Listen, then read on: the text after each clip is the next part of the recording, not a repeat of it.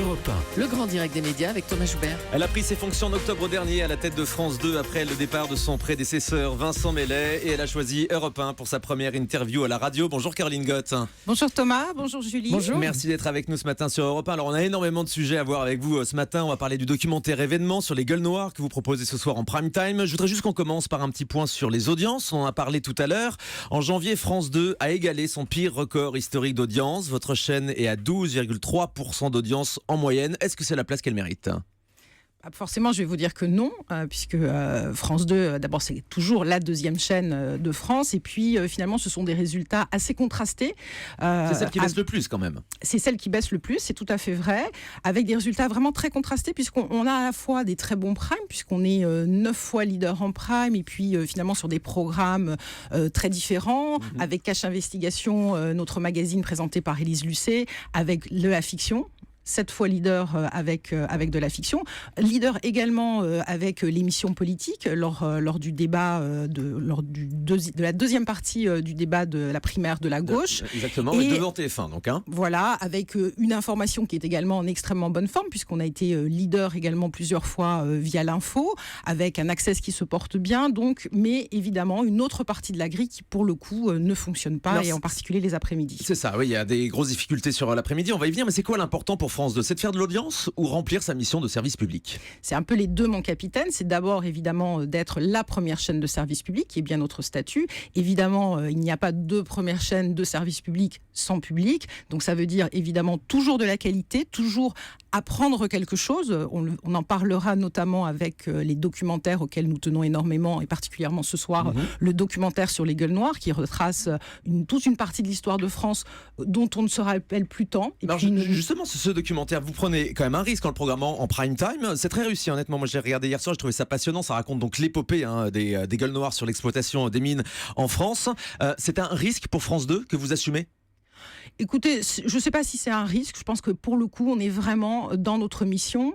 D'abord, c'est un documentaire. J'espère que les auditeurs auront le plaisir de le découvrir ce soir, qui quand même est très grand public. Ça retrace finalement la mine en France, le passage d'un monde rural, un monde très très largement paysan. Et finalement, on voit l'industrialisation du pays. Donc, vous allez voir, on a des images extrêmement émouvantes, des témoignages aussi d'anciens mineurs. Ouais, des archives hallucinantes, ouais. Voilà, et c'est aussi où on raconte notamment les galipots, donc on raconte les jeunes enfants qui allaient à la mine, c'est-à-dire que la mine, même encore dans les années 70, des enfants de 14 ans, c'est quand même pas si loin que ça, 1970, des enfants de 14 ans qui allaient y travailler, et on a la mémoire qui est en train de disparaître de ces mineurs. Franchement, c'est très très touchant. Mais ça peut faire de l'audience, ce genre de documentaire en prime time ? Oui, on pense que ça va faire de l'audience, et puis pour le coup, on a finalement ce luxe de se dire, on ne sait pas exactement ce que ça va donner, mais on sait que ce sont des documents qui sont importants, et en général, France 2 a d'ailleurs des propositions de documentaires, que ça soit la grande collection des Apocalypses, que ça soit,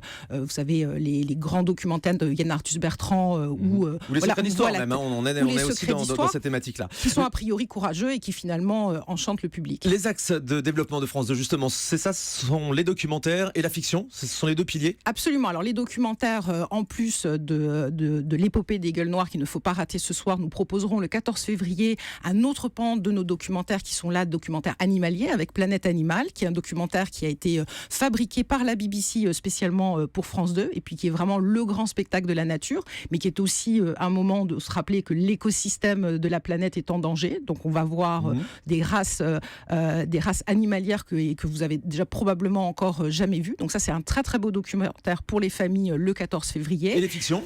Et puis les fictions, bien entendu. Donc là, on en a parlé. 7 fois leader avec les fictions. Le final de Shérif vendredi. Devant TF1 aussi, oui. Voilà. Et puis également, finalement, des fictions qu'on lance toutes les semaines, tous les mois. Donc le retour de Fais pas ci, fais pas ça, la dernière saison, que je vous engage vraiment à suivre parce qu'elle est formidable, cette dernière saison.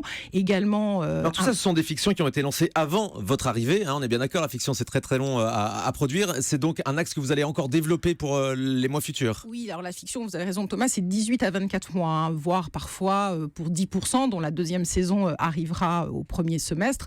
Premier semestre 2018. Oui, ce sont des projets entre le moment où le producteur a commencé à le développer, à avoir l'idée, à nous la présenter. Là, je crois que Dominique Besnéard a mis avec Harold Valentin entre 4 et 5 ans. Donc parfois la maturation est extrêmement longue.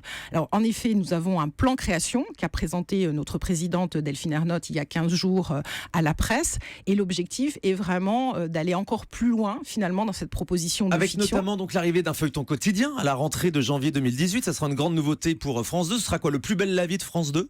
Alors, ce ne sera pas le Plus belle la vie, tout simplement parce que Plus belle la vie est formidable, existe déjà et qu'a priori, nous, on préfère créer quelque chose de nouveau. Ça ne sera pas du tout la même proposition, puisque là, on va être dans ce qu'on appelle l'after school, c'est-à-dire qu'on veut un feuilleton quand les enfants, les parents, les mamans, les ados rentrent de la maison. Ça sera après l'école. Donc là, on est en train quand même de définir surtout le projet, de le travailler, parce que janvier 2018, ça a l'air loin, mais c'est pas si loin que ça. Mais vous pensez qu'il faut de la fiction à 18h ? On pense tout à fait qu'il faut de la fiction. On pense même que cette situation un petit peu hors norme en Europe, où c'était surtout les fictions américaines finalement qui étaient présentées en prime time ou toute la journée, il n'y a qu'en France que ça existe. Hein. On a l'impression que c'est normal. Une fiction à 18h, c'est mieux qu'un jeu ? Je ne sais pas si c'est mieux, mais en tout cas, c'est intéressant. Et en tout cas, ça n'existe pas. Donc, on peut se dire que ça sera complémentaire et que ça sera en tout cas une nouvelle proposition de la part de France 2. Évidemment, aussi beaucoup de fiction en plus en prime time qu'on va développer. Également des fictions de seconde partie de soirée qui avaient déjà été lancées par mon prédécesseur. Et puis également des comédies familiales en access pour plutôt fin 2018, puisque on en a déjà lancé une qui commence à être fabriquée. Mais évidemment, le temps de fabrication, comme on le disait, est assez long. Alors on en vient justement au fameux access de France 2. Je vous parlais d'un jeu à 18h, puisque des rumeurs annoncent le retour d'un jeu à partir du mois de mars à la place d'Actuality. Est-ce que vous avez pris votre décision ? Actuality, c'est fini ? Non, comme on l'a d'ailleurs démenti, on a bien dit que Actuality ne serait fini que quand nous dirions que c'était fini.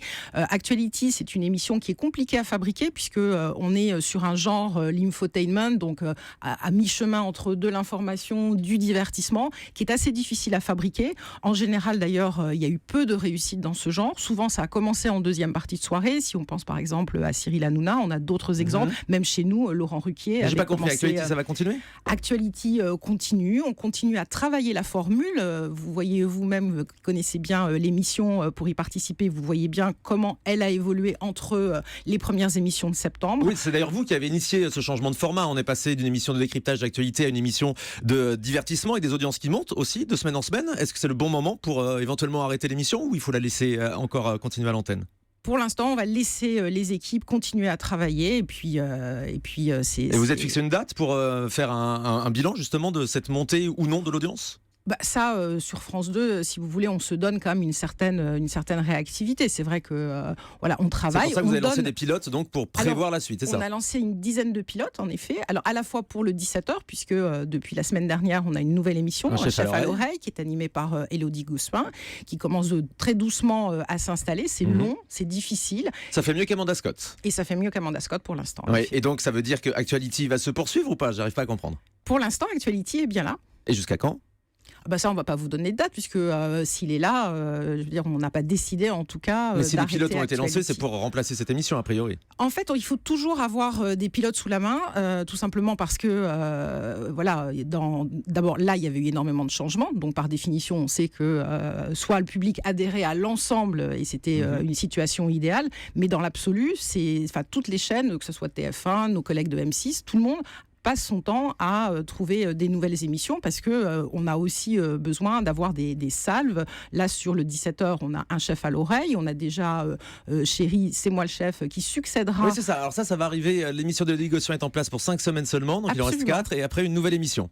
C'est une nouvelle émission, mais c'est une émission qui est dans le même esprit. Et on trouve très intéressant pour le public d'avoir plusieurs salves et de pouvoir varier des propositions. Après, on est toujours dans des émissions de cuisine. C'est aussi à chaque fois un principe à l'oreillette qui est assez amusant. Et puis surtout... Mais pour vous, de votre point de vue, c'est quoi ? C'est faire des tests en direct, voir ce qui séduit le plus les téléspectateurs ? Non, c'est simplement de pouvoir... des tests en direct par définition, mais c'est surtout de pouvoir varier, si vous voulez, les propositions au public et de ne pas être toute l'année avec nécessairement la même émission. Si vous lancez un nouveau jeu, il sera forcément produit par Nagui ? On a fait des pilotes avec plein de gens, avec Nagui bien entendu qui est extrêmement doué, ça on le voit tous les jours. Et puis il y a 5 pilotes de jeu, donc ils n'ont pas tous été faits avec Nagui. Mais on annonce pourtant que ce sera un jeu produit par Nagui qui pourrait arriver sur cette case-là. Ça, vous le confirmez pas? Il y a un pilote en effet qui a été fait par Nagui. Nagui, c'est la poule aux œufs d'or de France 2. Vous diriez ça? C'est un très très bon animateur. C'est un animateur qui connaît extrêmement bien France 2. Qui est une chaîne qui à la fois doit être, en tout cas sur ce genre d'émission, dans du divertissement, et puis qui doit aussi en permanence, sur France 2 on aime bien apprendre des choses, un petit peu aussi comme sur Europe du reste, donc il sait bien faire fonctionner, on va dire, Exactement. cet équilibre. Et il y a toujours trop d'hommes blancs de plus de 50 ans sur votre antenne, c'était l'avis de votre présidente Delphine Ernotte à son arrivée? Oui, alors je pense que Delphine Ernotte, son avis est toujours intéressant, en tout cas sur la diversité. C'est vrai que nous tenons avec Delphine à avoir une télévision en tout cas qui ressemble à l'ensemble de la population française, d'ailleurs que ce soit des hommes, des femmes, que ce soit des origines, que ce soit d'ailleurs des âges, c'est important et c'est ce qu'on s'efforce de faire. Vous avez vu que notamment autour de l'info, il y a eu des nouveaux visages qui sont apparus, ouais. Et puis on va continuer à le faire également en termes d'animation. Plus de femmes aussi, puisqu'on est une chaîne où il y a plutôt plus d'hommes que de femmes. C'est important de bien représenter en tout cas nos téléspectateurs et la société. À tout de suite sur Europe 1.